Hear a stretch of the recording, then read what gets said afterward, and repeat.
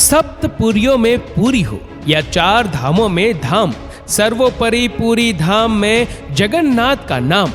जगन्नाथपुरी भारत में ही नहीं बल्कि दुनिया भर में प्रसिद्ध है। उड़ीसा प्रांत के पुरी में स्थित श्री जगन्नाथ का मंदिर श्री कृष्ण भक्तों की आस्था का केंद्र ही नहीं बल्कि वास्तुकला का भी बेजोड़ नमूना है। इसकी बनावट के कुछ राज तो आज भी राज ही है, जिनका भेद इंजीनियरिंग के क्षेत्र में बड़ी बड़ी डिग्रियां लेने वाले भी नहीं कर पाए।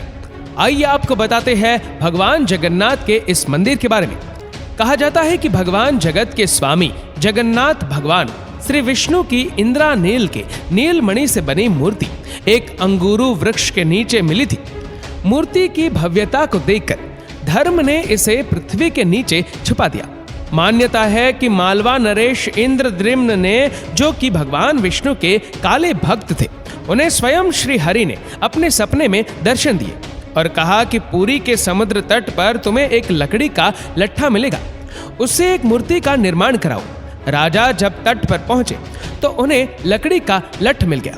अब उनके सामने यह प्रश्न था कि मूर्ति कैसे बनवाए। कहा जाता है कि भगवान विष्णु स्वयं श्री विश्वकर्मा के साथ एक वृद्ध मूर्तिकार के रूप में प्रकट हुए। उन्होंने कहा कि वे 1 महीने के अंदर मूर्तियों का निर्माण कर देंगे, लेकिन इस काम को एक बंद कमरे में अंजाम देंगे। 1 महीने तक कोई भी इसमें प्रवेश नहीं करेगा, ना कोई तामझाम करेगा, चाहे वो राजा ही क्यों ना हो। महीने का आखिरी दिन था। कमरे से भी कई दिन से कोई आवाज नहीं आ रही थी, तो कौतूहलवश राजा सिरहाना गया और अंदर झांक कर देखने लगे। लेकिन तभी वृद्ध मूर्तिकार दरवाजा खोलकर बाहर आ गए और राजा को बताया कि मूर्तियां अभी अधूरी है, उनके हाथ नहीं बने। राजा को अपने कृत्य पर बहुत पश्चाताप हुआ और वृद्ध से माफी मांग ली, लेकिन उन्होंने कहा कि यह देव की मर्जी है।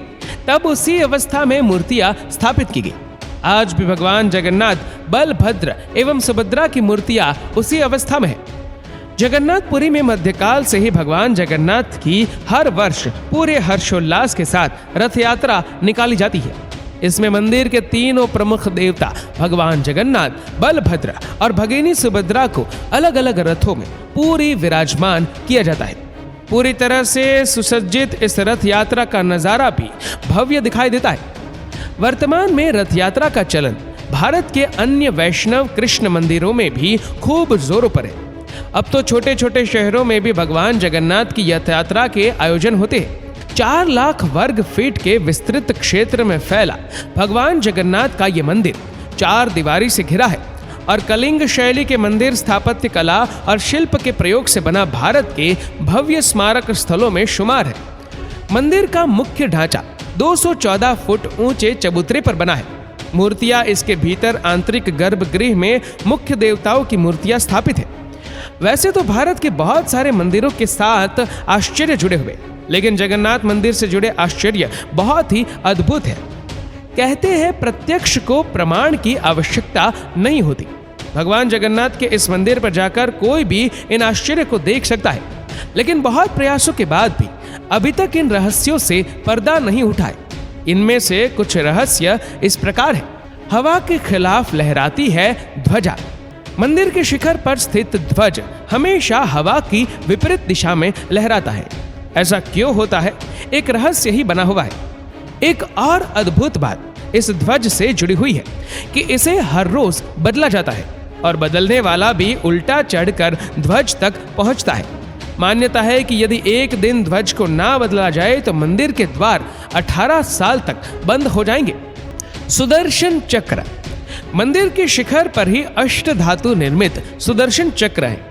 इस चक्र को नील चक्र भी कहा जाता है और इसे बहुत ही पवित्र माना जाता है। इसकी खास बात यह है कि यदि किसी भी कोने से, किसी भी दिशा से इस चक्र को आप देखेंगे तो ऐसा लगता है इसका मुंह आपकी तरफ है। दुनिया की सबसे बड़ी रसोई श्री जगन्नाथ के मंदिर में स्थित रसोई दुनिया की सबसे बड़ी रसोई मानी जाती है। इसमें एक साथ 500 के करीब रसोई और 300 के आसपास सहयोगी भगवान के प्रसाद को तैयार करते हैं। दूसरा, प्रसाद पकाने के लिए साफ बर्तनों को एक दूसरे के ऊपर रखा जाता है और प्रसाद पकाने की प्रक्रिया सबसे ऊपर वाले बर्तन से शुरू होती है। मिट्टी के बर्तनों में लकड़ी पर ही प्रसाद पकाया जाता है। सबसे नीचे वाले बर्तन का प्रसाद आखिरी में पकता है। हैरत की बात यह भी है कि मंदिर में प्रसाद कभी भी कम नहीं पड़ता और जैसे ही मंदिर के द्वार बंद होते हैं प्रसाद भी समाप्त हो जाता है। मंदिर के अंदर नहीं सुनती लहरों की आवाज। मंदिर के द्वार से एक कदम आप अंदर रखें तो आपको समुद्र की लहरों की आवाज सुनाई देना बंद हो जाएगी। विशेषकर शाम के समय आप इस अद्भुत अनुभव को बहुत अच्छे से महसूस कर सकते हैं। लेकिन जैसे ही मंदिर से बाहर कदम निकालेंगे आपको स्पष्ट रूप से लहरों की आवाज सुनाई देनी शुरू हो जाएगी। मंदिर के ऊपर नहीं मारते परिंदे भी पर। एक कहावत तो आपने सुनी होगी कि यहाँ मर्जी के बिना परिंदे भी पर नहीं मार सकते, लेकिन जगन्नाथपुरी में तो इस कहावत को सच होते आप अपनी आंखों से देख सकते हैं। परिंदों का पर मारना तो दूर, हवाई जहाज तक मंदिर के ऊपर से नहीं गुजरते, नहीं होती ऊपरी हिस्से की परछाई। ये तो विज्ञान का नियम है कि जिस पर भी रोशनी पड़ेगी उसकी छाया भले ही आकार में छोटी या बड़ी बने, लेकिन बनेगी जरूर। लेकिन भगवान जगन्नाथ के मंदिर का ऊपरी हिस्सा विज्ञान के इस नियम को चुनौती देता है, क्योंकि दिन के किसी भी समय उसकी परछाई नजर नहीं आती। यहाँ बहती है उल्टी गंगा। अक्सर समुद्री इलाकों में हवा का रुख दिन के समय समुद्र की धरती की तरफ होता है, जबकि शाम को उसका रुख बदल जाता है और धरती से समुद्र की ओर बढ़ने लगता है। लेकिन यहाँ भगवान जगन्नाथ की माया इसे उल्टा कर देती है और दिन में धरती से समुद्र की ओर और शाम को समुद्र से धरती की ओर हवा का बहाव होता है।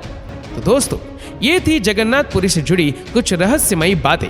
आशा करते हैं कि ये वीडियो आपको पसंद आई होगी।